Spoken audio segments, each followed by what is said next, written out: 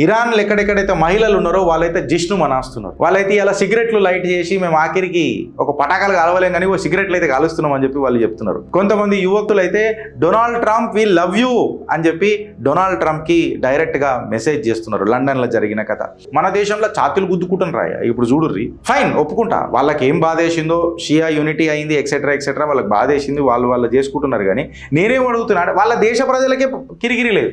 ఇరానియన్లు ఎవరైతే కెనడాలో ఉన్నారో చూడు మోడల్స్, వాళ్ళందరూ జిష్ను చేసుకుంటున్నారు.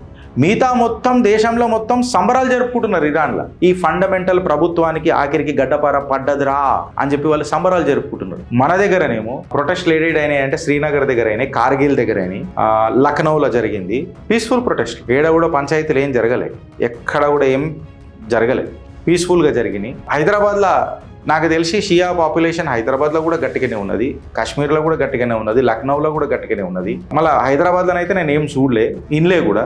సో మనోళ్ళకి ఎందుకంత ఏమేసింది ఏమైందని అనేది నాకు అర్థం కాలే. బట్ ప్రపంచం మొత్తం మాత్రము సంబరాలు చేసుకుంటుంది.